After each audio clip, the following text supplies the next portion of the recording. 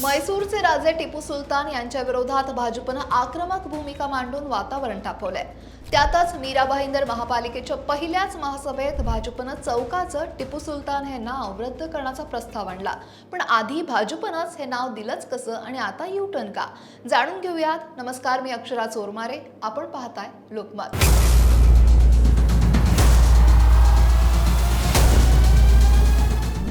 तर ही गोष्ट सुरू होते 2016 मध्ये.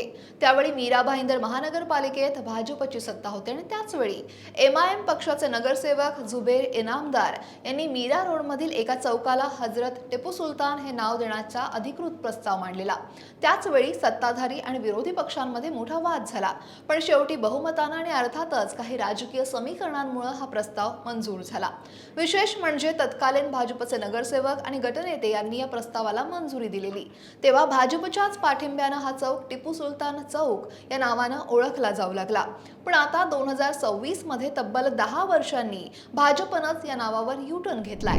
भाजप आमदार गीता जैन यांनी महानगरपालिका आयुक्तांना पत्र लिहून टिपू सुलतान चौक हे नाव रद्द करण्याची मागणीच केली.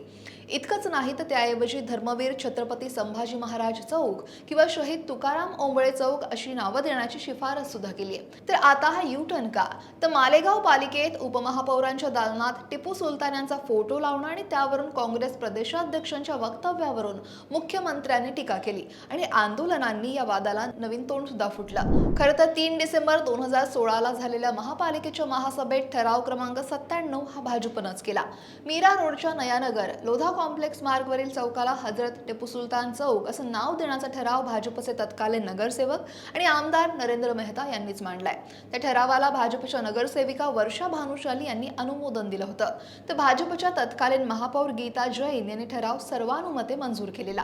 भाजपनं नाव बदलण्याचा प्रस्ताव आणला असला आता तरी भाजपनं 23 जून 2021च्या महासभेत ठराव करून शहरातील रस्ते, चौक, सार्वजनिक जागा, महापालिकेच्या इमारती, पालिकेनं विकसित केलेली आरक्षणं यांना पूर्वी दिलेल्या नावात बदल करण्यात येऊ नये असा ठराव केलाय. विशेष म्हणजे तो ठराव महापौर डिंपल मेहता यांनीच त्यावेळी मांडलेला आणि भाजपचे दिनेश जैन यांनी त्याला अनुमोदन दिलं होतं. परिणामी स्वतःच घेतलेल्या निर्णयाविरोधात महापौरांनी प्रस्ताव आणला असल्यानं त्यावरून सुद्धा वाद होऊ शकतो. मात्र त्याआधीच मीरा भाईंदर महापालिकेत प्रचंड बहुमत मिळवल्यानंतर भाजपनं या चौकाला टिपू सुलतान असं दिलेलं नाव हे रद्द करण्याचा प्रस्ताव महापालिकेच्या 18 फेब्रुवारीला होणाऱ्या पहिल्या महासभेत आणलाय आणि त्यावरून राजकारण आणि समाजकारण तापायला लागलंय.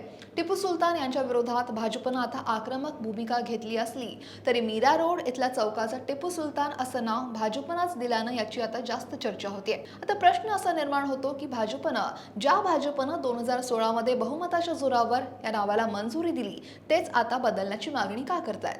तर यामागे आगामी निवडणूक आणि मतांचं राजकारण आहे का? स्थानिक नागरिकांमध्ये सुद्धा यावरून संमिश्र प्रतिक्रिया येत आहेत. काही जण भाजपच्या या भूमिकेचं समर्थन करतायत तर काही जण याला राजकीय सोयीनुसार बदललेली भूमिका म्हणतात. पण या संपूर्ण वादाला आता 18 फेब्रुवारीला होणाऱ्या मीरा भाईंदर महानगरपालिकेच्या पहिल्या आमसभेत तोंड फुटण्याची शक्यता आहे. तब्बल 3.5 वर्षांनंतर होणारी ही आमसभा राजकीय शक्ती प्रदर्शनाचं केंद्र बनण्याची चिन्ह आहे. सत्ताधारी भाजपनं अनेक वादग्रस्त प्रस्ताव या सभेत मांडले आहेत आणि त्यापैकी टिपू सुलतान चौक नामकरणाचा मुद्दा सगळ्यात वर आहे. विरोधी पक्ष यावर काय भूमिका घेतात आणि या यू टर्नवर कसं भाष्य करतात हे पाहणं सुद्धा तितकंच महत्त्वाचं आहे. पण या यू टर्न विषयी तुम्हाला काय वाटतंय? कमेंट नक्की करा आणि लोकमत सबस्क्राईब करायला विसरू नका.